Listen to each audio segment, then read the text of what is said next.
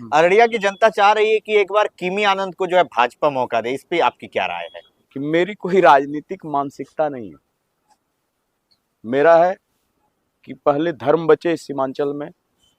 क्या प्लान है 2024 में भाजपा का अररिया जिला में? लड़ेगी, पूरा देश राममय है। मांस फैक्ट्री जो कहते हैं, जो जहां मवेशी कटे जाते हैं, स्लॉटर हाउस, इसको बंद करवाने की बात हमेशा भाजपा उठाती है चुनाव के समय में, और वो एक सिर्फ चुनावी मुद्दा बन के रह जाता है। अगर इस धरती पर आ गई, बिहार की धरती पर, मैं आपके चैनल के माध्यम से विश्वास दिलाता हूं, पहला बुलडोजर गौ मांस फैक्ट्री पर चलेगा। जो वर्तमान सांसद है, उन्होंने भी वादा किया था कि हम अररिया जिला को पहला मेडिकल कॉलेज देंगे, और आज तक कुछ भी नहीं हुआ। मेडिकल कॉलेज में जहां तक हमको जानकारी है, जमीन का लफड़ा है। 3 विधायक अररिया जिला ने दिया, सांसद है यहाँ से, लेकिन आज तक भाजपा सरकार ने ना तो राज्य में मंत्रिमंडल दिया है, ना तो केंद्र में मंत्रिमंडल किसी। केंद्रीय नेतृत्व और राज्य नेतृत्व तय करती है, उनको जो लगता है उस हिसाब से कार्य होता है। नमस्कार, मैं शुभम कुमार, और आज अररिया की धरती से अररिया की बात। आज हमारे साथ एक ऐसे शख्स है जिसको कुछ लोग कहते हैं कि राम भक्त हैं, और कुछ लोग कहते हैं कि ये माँ काली की पूजा भी करते हैं। इन सारी बातें भी है, और कुछ राजनीतिक बातें भी सामने आ रही है कि ये हो सकता है कि अररिया जिला से लोकसभा के उम्मीदवार भी हो। ऐसी बहुत सारी बातें अभी पूरे अररिया जिला में चल रहा है। हमने उनको अपने पैनल में बुलाया है, उनकी कुछ और भी चीजें आपको बता दें। भाजपा के लोकसभा संयोजक है और साथ ही मीडिया प्रभारी भी हैं। बहुत बहुत स्वागत है किमी आनंद जी आपका। जी नमस्ते।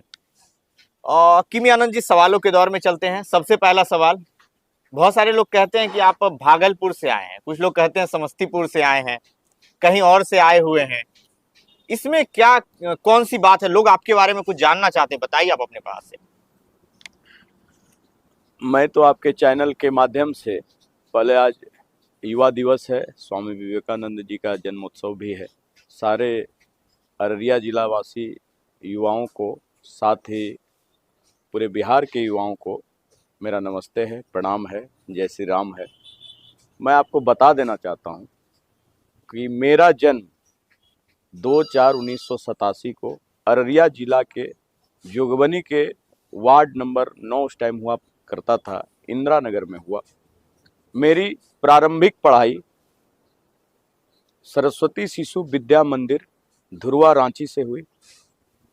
इंटरमीडिएट मैंने टीएनबी कॉलेज भागलपुर से किया। ग्रेजुएशन मैंने टीएनबी कॉलेज भागलपुर से किया। तो मैं जहाँ भी जाता हूँ वहाँ का होके रह जाता हूँ।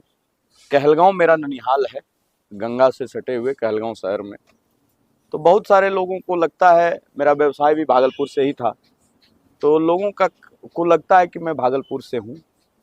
मेरा जन्म क्षेत्र यहाँ है, कार्य क्षेत्र मेरा भागलपुर रहा है। और मैं आपको बता देता हूँ कि घर से जुड़ा रहता था और धर्म में हमेशा से आस्था रहा है। सीमांचल की स्थिति देखकर मुझे लगा कि धर्म के लिए कुछ करना चाहिए, अपने लिए तो सारे लोग जीते। और आपके चैनल के माध्यम से मैं स्पष्ट बता देता हूँ कि मेरी कोई राजनीतिक मानसिकता नहीं है।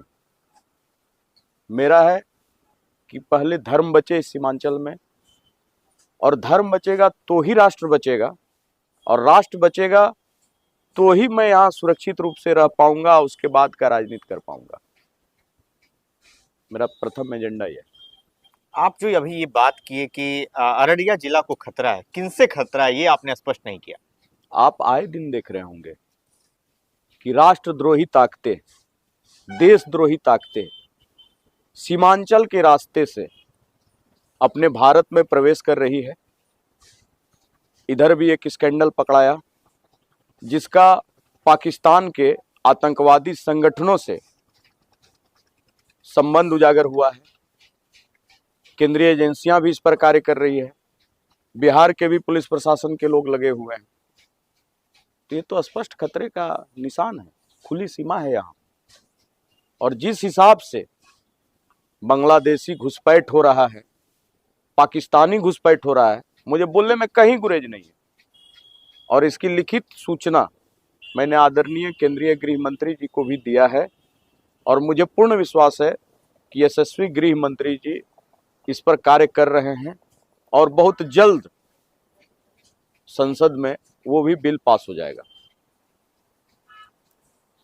अच्छा, एक बहुत बड़ा सवाल, जब आप अररिया जिला की सुरक्षा की बात करते हैं, एक सवाल मेरे जहन में आ रहा है कि अररिया जिला कोई सीमांचल का, ये कोई सीमांचल के अंदर आने वाला जिला नहीं, इसको मिथिलांचल कहा जाता था। लेकिन आज आप लोग भी सीमांचल सीमांचल कह रहे हैं। सीमांचल किसने नाम दिया ये भी मैं बता दूं आपको। एक व्यक्ति आते हैं और वो कह देते हैं ये सीमांचल है, और आप भी उसका गाथा गाने लगते, तो फिर मैं किसी का गाथा नहीं गाता हूँ। सीमांचल, आपके बात से मैं सहमत हूँ, मिथिला संस्कृति है, मिथिलांचल ही है। माता जानकी का जन्मभूमि भी पड़ोस के ही जगहों में है, तो ये सीमांचल ही है, मिथिलांचल ही है। सीमांचल बोल चाल के भाषा में, चूंकि सीमा से सटा हुआ यह इलाका है, तो लोग सीमांचल करते हैं। इसका संस्कृति, सभ्यता, इसका मान सम्मान, प्रतिष्ठा, सब मिथिला संस्कृति है। मैं नाम नहीं बदल रहा हूँ इस जिले का, इस इलाके का, चूंकि सीमांचल से सटा हुआ इलाका है तो कह देता है लोग सीमांचल। आप किसी भी गांव में जाइएगा, जिस जाति की बहुलता होती है, लोग कह देता है फलाना टोला, जाति का नाम लेके। तो सीमा से सटे हुए ये नामकरण नहीं है। और मैं किसी का गाथा नहीं गाता हूँ, मैं एक ही आदमी का गाथा गाता हूँ, प्रभु श्री राम का, माँ खड़गेश्वरी का, और दूसरे अपने गुरु महाराज नानू बाबा का। तीसरा मैं किसी का गाथा गाने वाला व्यक्ति नहीं हूँ। एकदम मेरा कंसेप्ट क्लियर है। अच्छा, कुछ सवाल अररिया के मुद्दे पे भी। सबसे बड़ा सवाल ये है कि मेडिकल कॉलेज अररिया को मिलना था। जो वर्तमान सांसद है उन्होंने भी वादा किया था कि हम अररिया जिला को पहला मेडिकल कॉलेज देंगे, और आज तक कुछ भी नहीं हुआ। मेडिकल कॉलेज में जहाँ तक हमको जानकारी है, जमीन का लफड़ा है। देखिए, जब तक पूर्ण रूपेण इस बिहार की गद्दी पर भाजपा की सरकार नहीं आएगी, तब तक कोई भी कार्य खुल के कर पाना संभव नहीं। लोग ये कैसे एश्योर हो जाए कि भाजपा अकेले के दम पे चुनाव लड़ेगी बिहार में? क्योंकि पब्लिक जिताएगी, यहाँ की जनता जिताएगी। नहीं, आप बार बार गठबंधन कर ले रहे हैं ना जाके। बार हमारे शीर्ष नेतृत्व ने, केंद्रीय नेतृत्व ने, स्पष्ट प्रदेश के नेतृत्व में, आदरणीय प्रदेश अध्यक्ष माननीय यशस्वी श्री सम्राट चौधरी जी ने भी यह स्पष्ट कर दिया है कि आज तक भाजपा के कार्यकर्ताओं ने, भाजपा के नेताओं ने दूसरे दलों को कंधा देकर गद्दी दिया है। अब कार्यकर्ता स्वयं तैयार हैं अपनी लड़ाई लड़ने के लिए और अपना हक लेने के लिए। तो ये आप स्पष्ट कर देते हैं कि एकदम पूर्ण बहुमत से यहाँ की देवतुल्य जनता लाएगी। जनता सारा समझ रही है चच्चा भतीजा की सरकार को, तो जनता एकदम पूर्ण बहुमत से, एकदम आप स्पष्ट रहिए, कोई नहीं लड़ाई में रहेगा। एक भाजपा ही है कि जो सर्वधर्म, सिर्फ सनातन की बात करती है। भाजपा ही एक ऐसी पार्टी है जो सिर्फ और सिर्फ जात पात से ऊपर उठकर सनातन की बात करती है। हमारे आदरणीय यशस्वी प्रधानमंत्री 140 करोड़ भारतीय बोलते हैं। अब यहाँ के लोग किस नजरिए से देखते हैं वो तो मैं नहीं बता सकता, मगर उनके नजर में सारे लोग समान हैं। और जो भी विकास की योजना चल रही है भारत के सरकार द्वारा, उसमें क्या आरजेडी के लोग लाभ नहीं ले रहे हैं? आरजेडी के वोटर लाभ नहीं ले रहे हैं? कांग्रेस के वोटर लाभ नहीं ले रहे? जदयू के वोटर लाभ नहीं ले रहे? हमारे प्रधानमंत्री जी का स्पष्ट विजन है, सबका साथ सबका विकास। आपने तो मेरे सवाल को ही मोड़ दिया, लेकिन मैं जानना चाहूंगा आपसे कि अररिया जिला में, मैं जब जिले की बात कर रहा हूँ, तो यहाँ पे भाजपा ने कौन कौन से कार्य किए हैं? एक आध कार्य जो आप गिना सकें। हाँ, मैं बता रहा हूँ भाजपा ने क्या काम किया। जरूर। ये इतना पिछड़ा इलाका था, जब प्रथम बार श्रद्धेय अटल बिहारी वाजपेयी जी की सरकार बनी, तो स्वर्णिम चतुर्भुज योजना के तहत यही 4 लेन दिया गया है, जिससे इस पूरे मिथिलांचल का विकास हुआ। आपको मैं बता देता हूं, दरभंगा जाने के लिए, सुपौल जाने के लिए, बेगूसराय जाने के लिए, छपरा मुजफ्फरपुर जाने के लिए, जब हम लोग 4 बजे सुबह निकलते थे तो शाम में 7 बजे पहुंचते थे। अब अररिया के किसी भी इलाके से 5 घंटा में हम पटना पहुंच सकते हैं। तो भाजपा ने ही यह कार्य किया। माननीय प्रधानमंत्री श्रद्धेय अटल बिहारी वाजपेयी के राज में कार्य हुआ।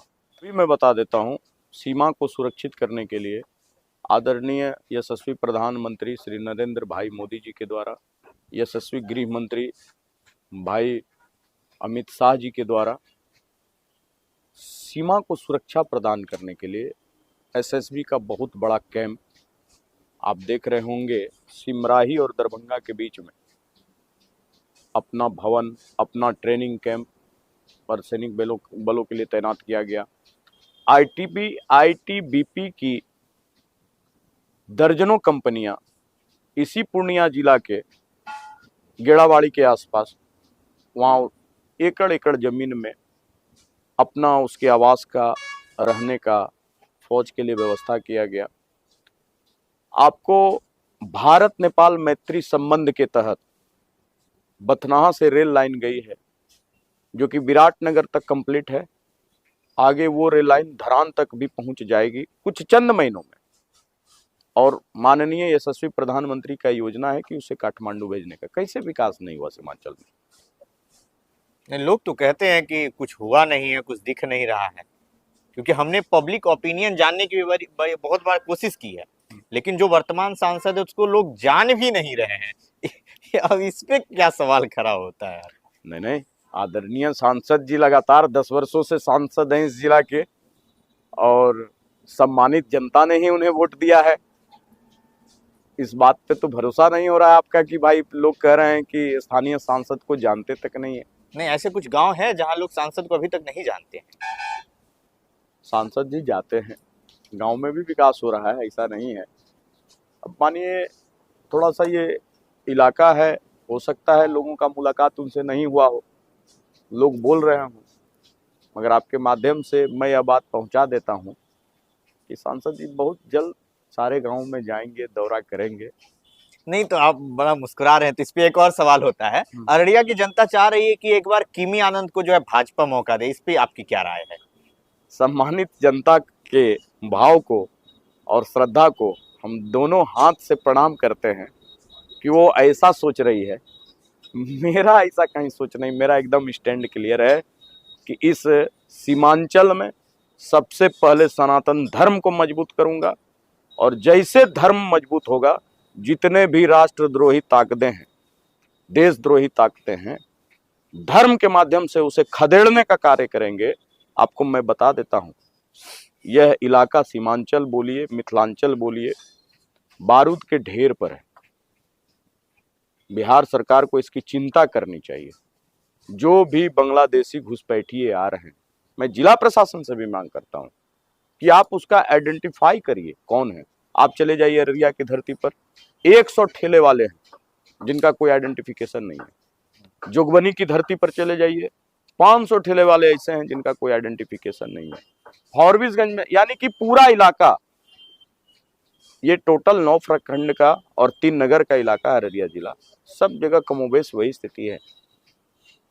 बाहर से लोग आते हैं, व्यक्ति विशेष के लोग आते हैं, बांग्लादेश से लोग भाग के आते हैं। कोई कहीं साला बन के रह रहा है, कोई किन्हीं का दामाद बन के रह रहा है, कोई कहीं का भतीजा बन कर के रह रहा है। ये इस सीमांचल इलाके के लिए बहुत बड़ी दुर्भाग्य की बात है। एक गिरोह यहाँ चलता है, संगठित गिरोह लोग चलाते हैं। यहाँ आपको मैं बता देता हूँ, सनातनी बच्चियों का अपहरण होता है। मैं खुद जोगबनी में कांड हुआ था, आपको मंडल महिला मोर्चा की अध्यक्ष थी, उनकी बच्ची का कुछ लोगों ने अपहरण किया। उस बच्ची को मैं पुंछ, जम्मू कश्मीर पुंछ से मैं चल कर लाया।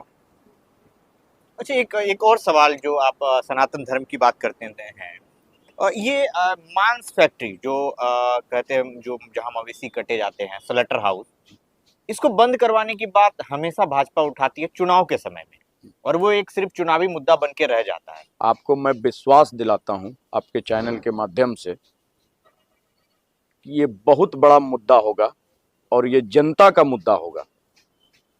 नहीं तो मुद्दा तो कह रहे पिछले 10 वर्षों से यही रहा है कि मांस फैक्ट्री बंद हो जाएगा, स्लॉटर हाउस बंद हो जाएगा। देखिए, मैं आपको फिर से यही बात दोहराऊंगा, आप मुझे कितना हो फंसाने का प्रयास करिएगा, मैं फंसने वाला नहीं हूं। मैं आपको स्पष्ट बता देता हूं कि जिस दिन भाजपा की स्वतंत्र सरकार अगर इस धरती पर आ गई, बिहार की धरती पर, मैं आपके चैनल के माध्यम से विश्वास दिलाता हूं, पहला बुलडोजर गौ मांस फैक्ट्री पर चलेगा। स्वतंत्र सरकार की बात कहते हैं, 3-3 विधायक हैं आपके अररिया जिला में, एक सांसद भी हैं, अब क्या चाहिए? विधायक हो जाना, सांसद हो जाना बड़ी बात नहीं है।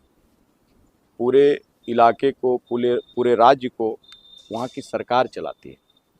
सरकार में हम हैं नहीं, और जब तक सरकार में थे तो महागठबंधन की सरकार में थे। जमीन का एनओसी तो माननीय आदरणीय मुख्यमंत्री जी ने ही दिया। भाजपा का तो कोई मुख्यमंत्री था नहीं कि उन्होंने एनओसी दे दिया। और आपको मैं स्पष्ट बता देता हूँ, ये पूर्ण रूपेण इलीगल फैक्ट्री है। कहीं से आप नॉर्म्स उल्टा के देख लीजिए, इसे गाय काटने का अधिकार नहीं है, मगर कुछ लोग एक रैकेट चलाते हैं, गौ हत्या करते हैं। और मैं उनको बता देना चाहता हूं आपके चैनल के माध्यम से कि इस पूरे सीमांचल में सनातन धर्म जाग गया है, और जो भी लोग गौ हत्या में लिप्त हैं, गौ तस्करी में लिप्त हैं, समय रहते इस इलाके को छोड़ दें, नहीं तो उनके लिए बहुत बुरा दिन आने वाला है। और जनता की ताकत से, जनता की मदद से एकदम मैं आपको बता देता हूं कि एकदम जमींदोज कर दिए जाएंगे। धर्म के साथ खिलवाड़ किसी भी सूरत पर बर्दाश्त नहीं किया जाएगा। क्या प्लान है 2024 में भाजपा का अररिया जिला में? भाजपा संगठन मजबूत है, लड़ेगी। पूरा देश राममय है। वो 22 जनवरी के कार्यक्रम से दिख रहा है। 22 जनवरी का जो कार्यक्रम है, ये पूरी दुनिया में भारत का स्थान स्थापित करेगा, हिंदुस्तान का नाम स्थापित करेगा, और यह बताने का कार्य करेगा कि हिंदुस्तान जो है, आदरणीय यशस्वी प्रधानमंत्री, हम तो उन्हें राम का अवतार मानते हैं भाई। और जितनी पूजा हम प्रभु श्री राम का करते हैं, उतनी ही पूजा मैं यशस्वी प्रधानमंत्री जी का भी करता हूं। उनका देन है कि इस कलयुग में 500 वर्षों बाद प्रभु श्री राम आ रहे हैं। उनकी यह इच्छा शक्ति है, उनकी प्रभु श्री राम के प्रति श्रद्धा भक्ति है कि प्रभु श्री राम जो है अयोध्या 500 वर्षों बाद आ रहे हैं। और उस 500 वर्षों में ना जाने कितने कार सेवकों ने अपने जान की आहुति दी, अपने जान का श्रद्धांजलि दिया, खून की नदियां बही, मगर प्रभु श्री राम, मर्यादा पुरुषोत्तम राम, अंत में इस कलयुग में धर्म की जीत हुई। और 22 जनवरी का जो दिवस है, पूरे विश्व में हिंदुस्तान की एक नई पहचान लेकर आएगा। और बहुत जल्द हिंदुस्तान आदरणीय नरेंद्र भाई जी के नेतृत्व में हिंदू राष्ट्र बनकर रहेगा। अररिया जिला के लिए भी कुछ 2 शब्द कह दीजिए, क्या होगा 2024 में अररिया जिला में? मतलब क्या कुछ आपका, मुझे मैनिफेस्टो क्या है? कुछ जैसे मेडिकल कॉलेज तो बनने से रहा अभी तक। मैं आपको फिर बता रहा हूँ, मेडिकल कॉलेज में बनने का आप पता कर लीजिए। आप सम्मानित हमारे पत्रकार हैं, युवा साथी हैं, आपका चैनल भी सम्मानित है। मैं आपको बताता हूँ, आप पता कर लीजिए। बहुत सारी योजनाएं हैं जिसमें बिहार सरकार भूमि का अनापत्ति प्रमाण पत्र दे ही नहीं पा रही।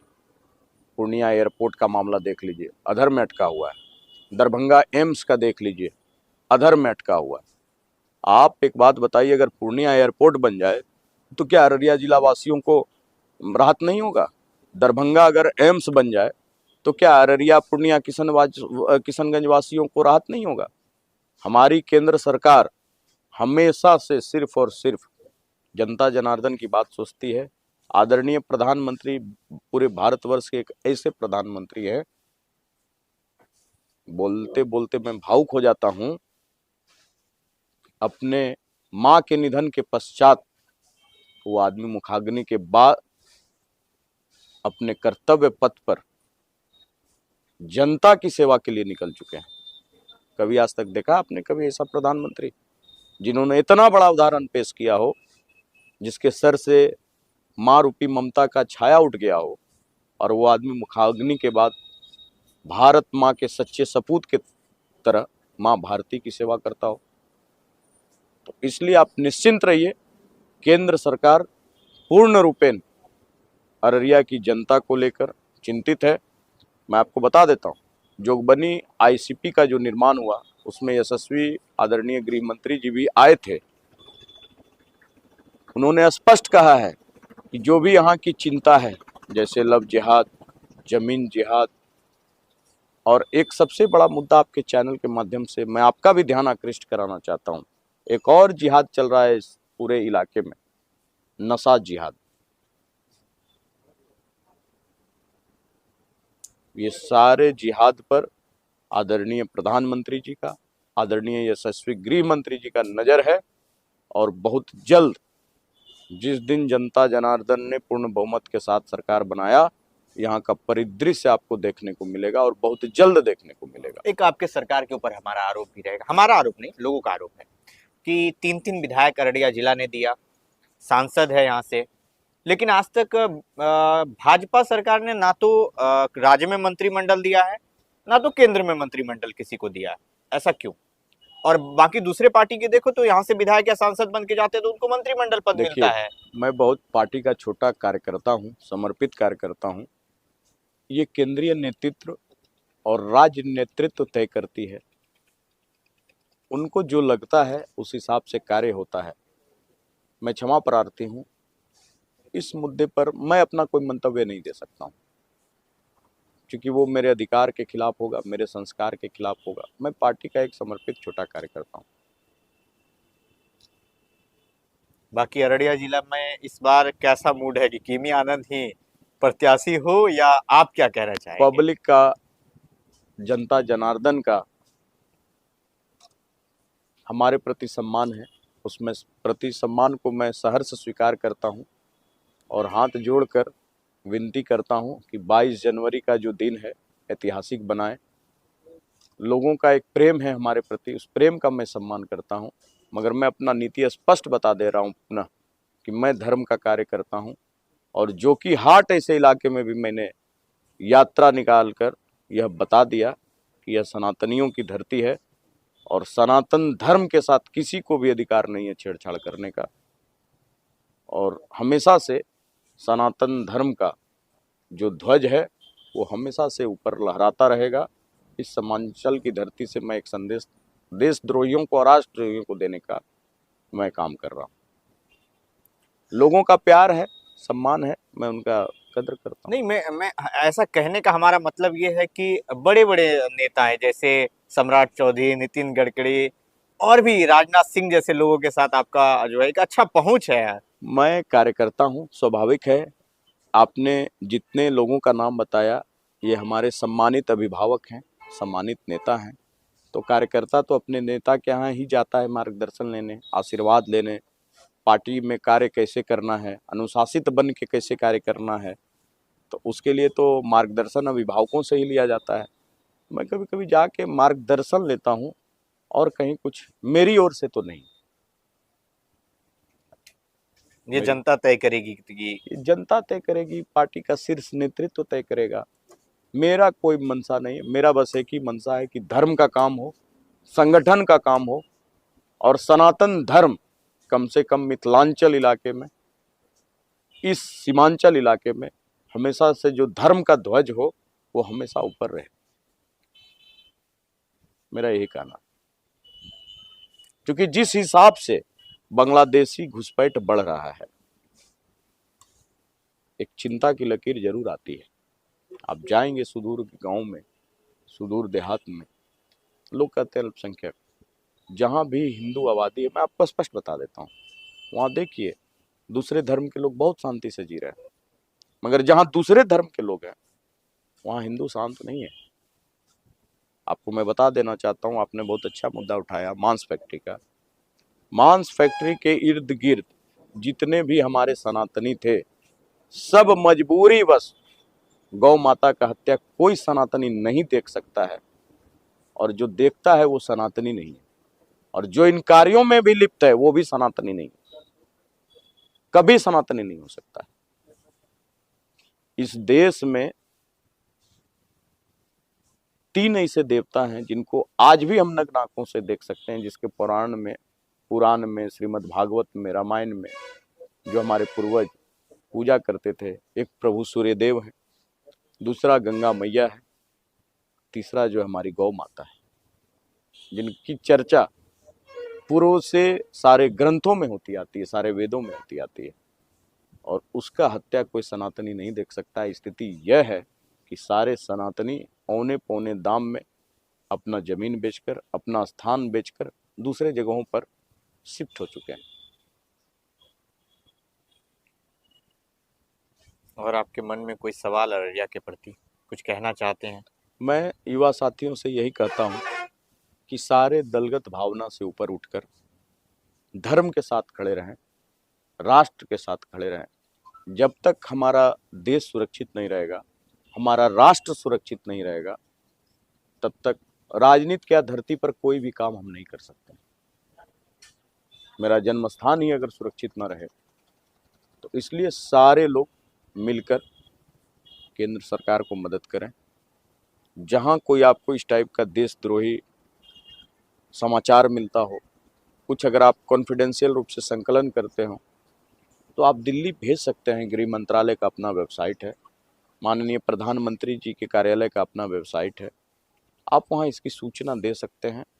और ये सुशासन की सरकार है, केंद्र की जो सरकार है वो सुशासन की सरकार है, त्वरित कार्रवाई होती है।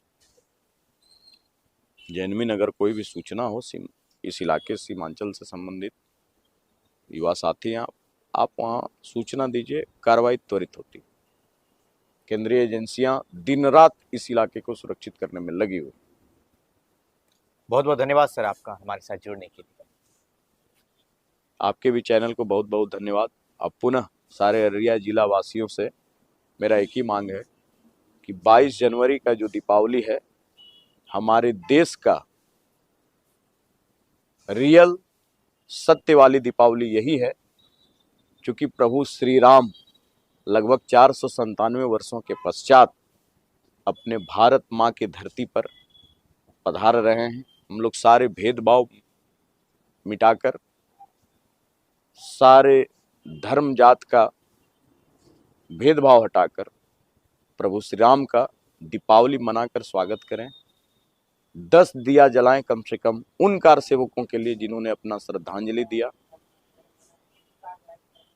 यही करते हुए मैं सारे अररिया जिला वासियों को 22 जनवरी की हार्दिक शुभकामना देता हूं, हार्दिक बधाई देता हूं।